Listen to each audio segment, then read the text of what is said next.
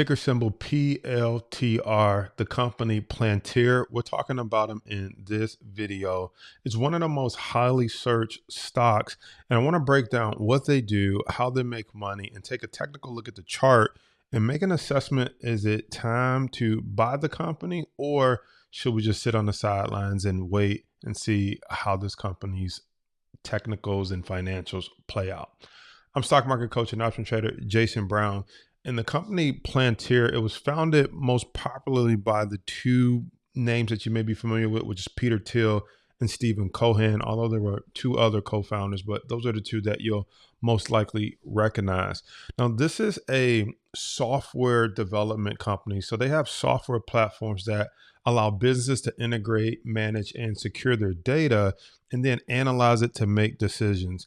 Pretty much they are an AI platform that helps any company that manages big data make decisions, make sense of the data, as well as keep it from getting stolen. Some of their customers are the government, there's financial institutions, and commercial businesses who use their technologies.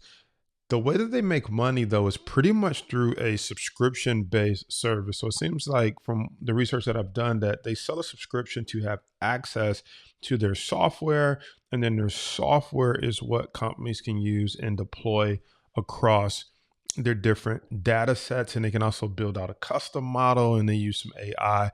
Let's take a look at their website and look at the 4 pillars of their software, and then we want to dive into their financials. So if you take a look here, the 4 pillars of their platforms is AIP. So they got this AI in operations. They have a Foundry, which is a operating system for the modern enterprise. So basically you can, if you don't have your own operating system, you can buy Plantir's operating system and deploy a custom data mining and analyzation solution. Then there's their Gotham platform, which is their operating system for global decision making. I'm assuming that means if you have companies across the world. And then they have Apollo, which is their operating system for continuous delivery, which I have no idea what that means. Here they said that they were ranked #1 vendor for data science and AI. They were ranked #1 for artificial intelligence. However, the stock price doesn't really reflect that. So here's what I want to do. I want to take a look at the financials because there's a couple things that concern me about the company and about the stock. First thing I want you to pay attention to is you can see here, if you look at their sales and revenue, you're like, wait a minute, Jason Brown, that's great. 1.9 billion, 1.54 billion, 1.91 billion, 2.23 billion. So you can see that their revenue is going up. However, their sales growth is declining. So look at this. Their growth rate in 2020 was 47%, 2021, 41%, 2022 almost cut in half at 23%, 2023, 16%, dropped another 10%. So their growth is rapidly declining.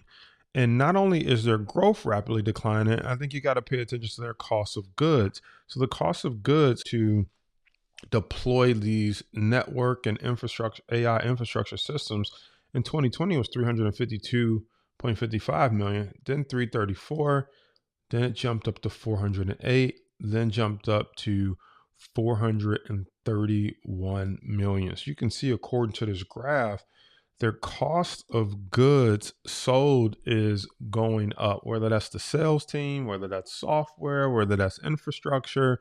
The bottom line is it's costing more to deliver this product, all while their sales growth is starting to decline and possibly flatten out, which doesn't make for a good recipe for a growth company. Now, there's another thing that I want you to take a look at, which is super important, which is the net income and the earnings per share that this company was making. So let's take a look at their net income. Net income is basically the net amount of income that you're bringing in after your expenses is paid. It's not gross, it's net when you deduct out some of your expenses, typically before taxes. And so their net income you can see they were operating at a loss, 588 million, 1.17 billion, 520 million, 373. And then this year, they finally had a 209.83 positive net income. Now, that probably is attributed to why the company bounced off its lows, which was around, I think, $8 to $10. You'll see that when we look at the chart, and has at least doubled since then, but it's a long way away from its all-time high. Let me take you down here to earnings per share, which is super important. This is how much you're earning per share if you own a share of the stock. And so negative, meaning company was not profitable for at least the last 3 years or 4 years. And then this year, they finally had a 10-cent earnings per share. Now, why is that important? If you're familiar with earnings per share or PE ratios, you take what the company has earned, you divide it by the price, you can get the PE ratio of the company. Up until this year, everything was a negative. Well, to say up until last year, everything, which was 2023, everything was negative. So for every share that you earned, there was no real value because the company wasn't profitable. However, if we do some quick math, the PE ratio of the company right now is 242. So you're paying 242 times earnings, the price to earnings ratio. Now, you might be thinking, why is that even important? Well, here's why. They're not the only company that is in the space of data mining, AI, taking large data and making it usable for companies. You can name a whole host of companies in that space. IBM and Salesforce, ticker symbol CRM, are two that come to mind. So what I wanted to do in this video, I said, before we take a look at the technical analysis, let's compare a more seasoned company that is in a very similar space like Salesforce, and then let's look at Salesforce PE ratio. So when we take a look over here, let's pull up Salesforce.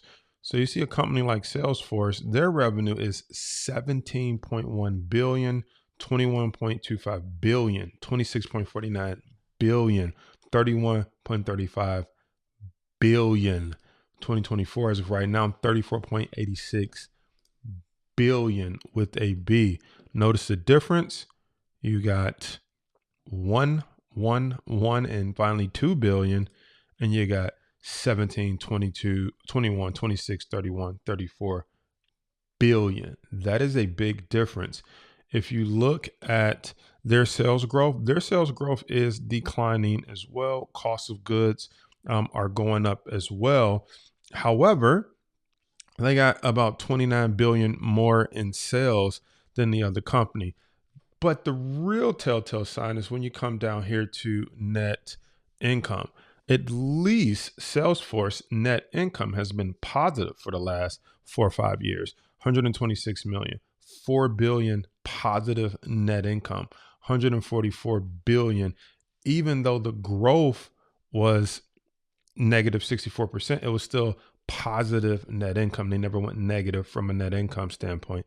208 million and then 4.14 billion, 1,000% increase in net income growth.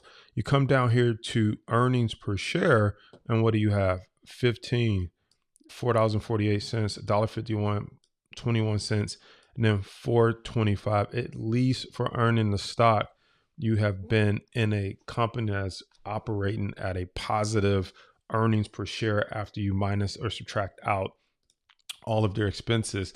But here's where it gets really interesting. The PE ratio on CRM, Salesforce, at the time of this recording is a 65 PE ratio, meaning the price of the stock compared to its earnings, you're paying a 65 times price to earnings ratio. However, on Plantir, who just barely made a profit, you're paying a 242 PE ratio. So you're paying almost 4 times more for that stock than you are for a CRM, even though CRM is more expensive from a price standpoint, but from a price to earnings ratio standpoint, CRM is a better company. So let's take a look at Plantir's stock from a technical analysis standpoint. So let's pull up PLTR. If you are zoomed in, you start to say, wow, this looks pretty good. Stocks appears to be in an uptrend. But the question is right here and right now the best time to buy the stock? And it may be. You see this uptrending channeling pattern where the stock kind of boom, boom, boom. And technically, we are pulled back right to support. So from a technical level, this is the low risk time to consider going long the stock. If we take these off, you also can see where previous resistance is now potentially becoming new support. So you can see this level right here on the stock. It was hard to break through. However, now this level could potentially serve as a floor for the stock. But when you zoom all the way out, it tells a different picture of a story. You can see this stock got all the way down to about $6 a share, but it's still a long ways away from its glory days of $44 a share. The stock is basically cut in half. And then when you look at it from a longer term technical support and resistance standpoint, the stock, since falling from its glory days, has had a hard time breaking above the $27 level. So buying the stock, if you were to get involved right now, I think the most that you could hope to get out of the stock is probably a move back up to 27, which would represent about what, a 30% return. So you could potentially snag a 30% return. But when I look at the fundamentals and I see that earnings coming up, I don't really have the full confidence that this company is going to beat earnings and blow past the $27, $28 share per price, because you have sales declining in a time where AI is supposed to be booming and everybody's moving to the cloud and trying to analyze their data.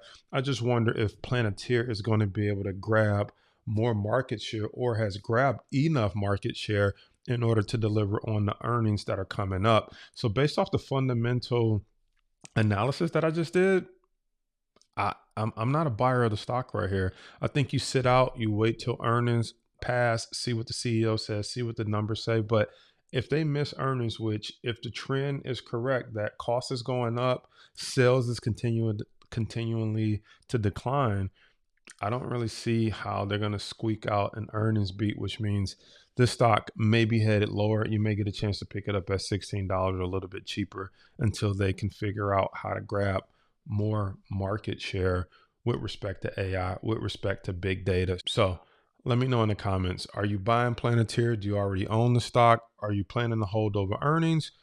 Or are you thinking about holding over earnings and having some put options for insurance? Me, I think I'm going to sit this one out on the sidelines. Let me know in the comments. I'm Jason Brown signing off saying, remember, you never go broke taking a profit. I'll see you on the next video.